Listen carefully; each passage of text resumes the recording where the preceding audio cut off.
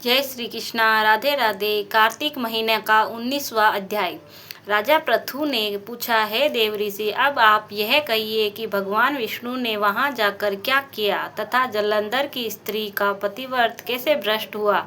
श्री नारद जी ने कहा, जलंधर के नगर में जाकर भगवान विष्णु ने उसकी पतिव्रत स्त्री वृंदा का पतिव्रत भंग करने का विचार किया।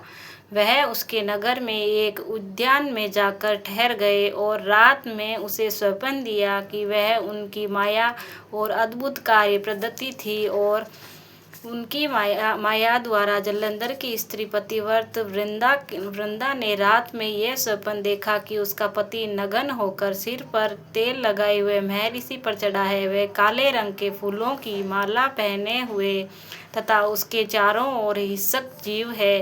वह सिर मुंडाए हुए अंधकार में दक्षिण दिशा की ओर जा रहा है। उसने अपने नगर में समुद्र में डूबा हुआ देखा और इस प्रकार वे बहुत से भयानक सपने देखे। फिर तुरंत ही वह जाग पड़ी और स्वप्न में संबंध में विचार करने लगी। इतने में सूर्य को उदय होते हुए देखा तो सूर्य में से उसे एक छिद्र दिखाई दिया। वह क्रांतिहीन था। इसे उसने अनिष्ट जाना और भयभीत होकर रोने लगी। वह छज्जे पर गई, अटारी पर चढ़ी, भूमि पर उतरी, मगर उसे कहीं भी शांति नहीं हुई। फिर वह अपनी 2 सखियों के साथ लेकर वन में गई, परंतु वहां पर भी उसे शांति नहीं हुई। फिर भी वह जंगल में निकल गई और वहां पर भी उसे चैन नहीं आया। वन में उसने सिंह के समान 2 भयंकर राक्षसों को देखा, जिससे वह अत्यंत भयभीत होकर वहां से भागने लगी। उसी समय वहां पर अपने शिष्यों सहित एक तपस्वी आ गया तो वृंदा उसके पैरों में हाथ लगाकर उससे अपना रक्षा के लिए याचना करने लगी। मुनि ने अपने एक ही हुंकार से उन दोनों राक्षसों को वहां से भगा दिया। वृंदा को आश्चर्य हुआ कि वह भय से मुक्त हो मुनि के हाथ जोड़कर प्रणाम करने लगी और कृतज्ञता का ज्ञापन किया। फिर उसने मुनि से अपने युद्धरत पति के संबंध में उसके कुशल क्षेम का प्रश्न किया। मुनि ने मौन हो आगे पीछे देख कर कहना चाहा कि उसी समय 2 वानर के उनके पास हाथ जोड़कर खड़े हो गए। त्यों ही मुनि के भ्रकुटी का संकेत किया, वह उड़कर आकाश में चले गए। फिर जलंधर का सिर वह धड़ लेकर मुनि के पास आ गए। तब वृंदा अपने पति को मरा जान मूर्छित होकर धरती पर गिर पड़ी। वह अनेक प्रकार के वचन दारुण विलाप करने लगी। पश्चात उसके मुनि जी से कहा कि हे कृपानिधे, आप मेरे पति को जीवित कर दीजिए। पतिव्रता परायण दैत्य पत्नी ऐसा कहकर दुखी श्वासों को छोड़ती हुई मुनि के चरणों में गिर पड़ी। तब मुनीश्वर ने कहा, वह शिवजी द्वारा युद्ध में मारा गया है, अतः वह जीवित नहीं हो सकता, क्योंकि इसे भगवान शंकर मार देते हैं। वह कभी जीवित नहीं हो सकता, परंतु शरणागत की रक्षा सनातन धर्म है, अतः कृपा करके मैं इसे जिलाए देता हूँ। श्री नारायण जी कहते हैं कि वह मुनि साक्षात विष्णु जी थे, जिन्होंने कि ये सब माया फैलाई थी। यह वृंदा के पति को जीवित करके अंतर्ध्यान हो गए। जलंधर ने उठकर वृंदा का आलिंगन किया और उसका मुंह चूमा। वृंदा भी पति को जीवित देखकर बहुत खुश हुई और अब तक हुई सब बातों का स्वप्न समझा। पश्चात वृंदा का संगाम को बहुत दिन तक अपने पति के साथ विहार करती रही। एक दिन उसने संभोग काल में अंत में भगवान विष्णु को पहचान लिया।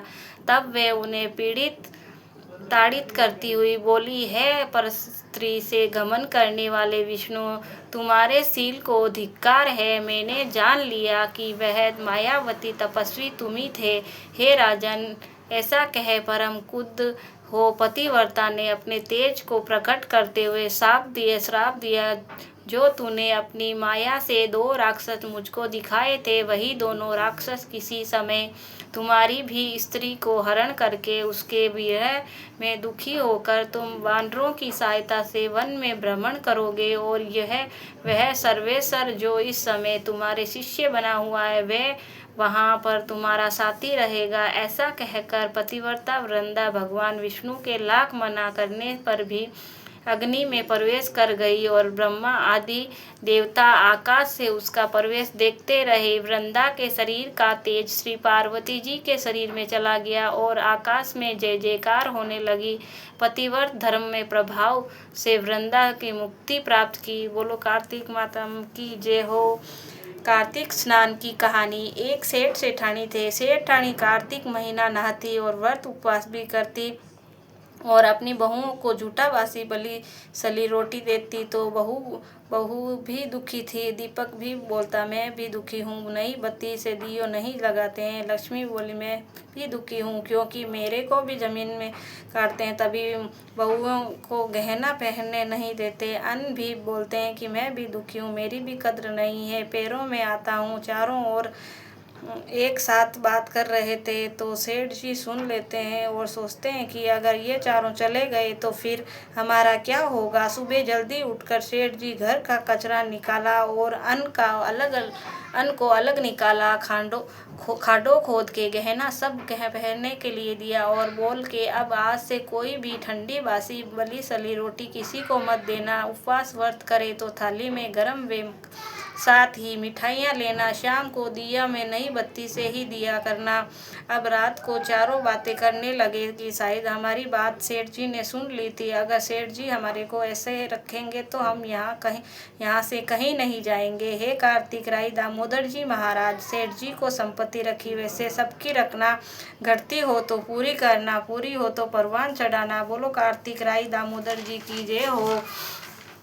तुलसी माता की कहानी। कार्तिक महीने में सब औरतें तुलसी माता को सींचती जाती और सबको तो सींच कर आती, परंतु एक बुढ़िया या आती और कहती कि है तुलसी माता सबकी दाता, मैं तेरा बिडला सींचती हूँ, मुझे बहू दे, पीले रंग की धोती दे, मीठे मीठा घास दे, बैकुंठ में वास दे, चटक सी चाल दे, अच्छी सी मौत दे, अच्छा सा रास दे, दाल भात खाने को दे और 11 के दिन कृष्णा का कंधा दे।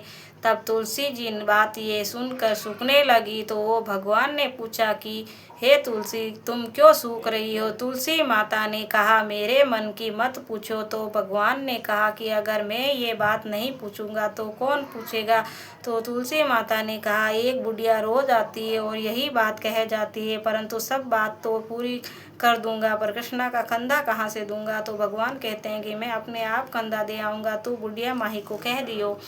बाद में बुढ़िया माही मर गई तो सारे गांव वाले इकट्ठे हो गए और बुढ़िया को ले जाने लगे। तो इतने में भारी हो गई, किसी से नहीं उठी। तब सबने कहा कि ये तो इतनी पूजा पाठ करती थी, पाप नष्ट की माला का फेरती थी, फिर भी भारी हो गई। बूढ़े ब्राह्मण के भेष में भगवान आए और सबसे कहा कि ये कैसी भीड़ है। तब आदमी बोलते थे कि एक आदमी बोला कि बुढ़िया माई मर गई है, पापणी थी इसीलिए किसी से नहीं उठती। भगवान ने कहा, मेरे को एक बात कान में कहने दो। तो भगवान ने कान में जाकर उस बुढ़िया माई को मन की निकाल ले, पीताम्बर की धोती ले, मीठा मीठा घास ले, बैंकुट का वास ले, चटक सी चाल ले, चंदन का काट ले, झालर की झनकार ले, दाल भात को झीम ले और कृष्णा का कंधा ले।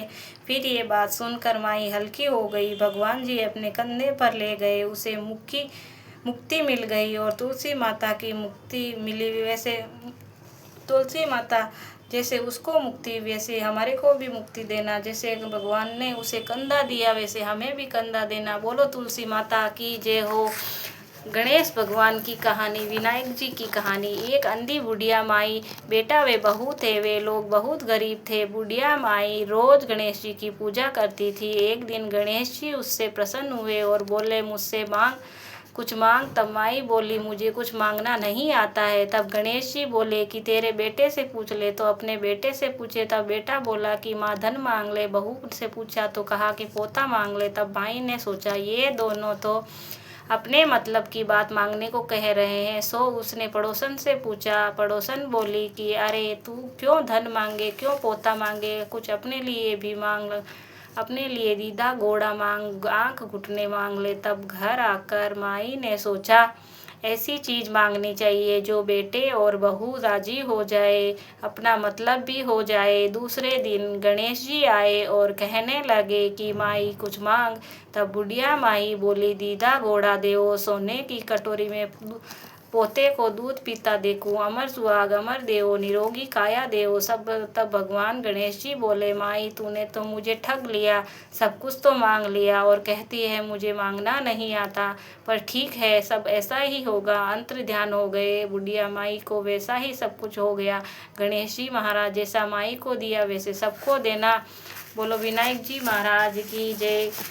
सब कहानियों को कहने के बाद लपसी तपसी की कहानी कही जाती है। एक लपसी तपसी की कहानी। एक लपसी एक तपसी था। तपसी तो भगवान की तपस्या करता था और लपसी सवा शेर की लावसी बनाकर भगवान को भोग लगाता और लोटा हिलाकर जिम लेता था।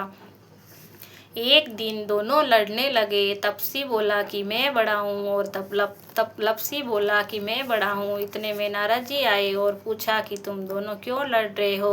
तो लपसी ने कहा कि मैं बड़ा हूँ और तपसी ने कहा मैं बड़ा हूँ। तपसी बोला मैं सारे दिन भगवान की पूजा करता हूँ। तो नारद जी बोले कि मैं तुम्हारा फैसला कर दूंगा।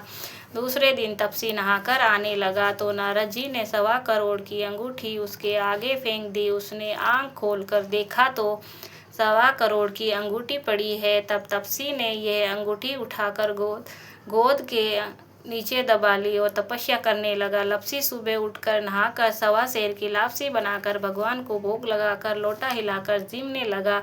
इतने में नारद जी आए और दोनों को बिठाया। तब दोनों बोले कि कौन बड़ा है। तो तपसी ने कहा मैं बड़ा हूँ। नारद जी बोले तू घोड़ा उठा। घोड़ा उठाया तो 1.25 करोड़ की अंगूठी निकली। तब नारद जी बोले कि ये अंगूठी तो तूने चुराई है, इसीलिए तेरी तपस्या भंग हो गई है, इसलिए लपसी बड़ा है। तो तपसी बोला कि महाराज मेरी तपस्या का फल कार्तिक नहाने वाली देगी। फिर नारद जी बोले कि सब कहानी कहकर तेरी कहानी कहकर कहे तो कार्तिक का फल खत्म हो जाएगा। बोलो कार्तिक भगवान की जय, कन्हैया लाल की जय, लड्डू गोपाल की जय।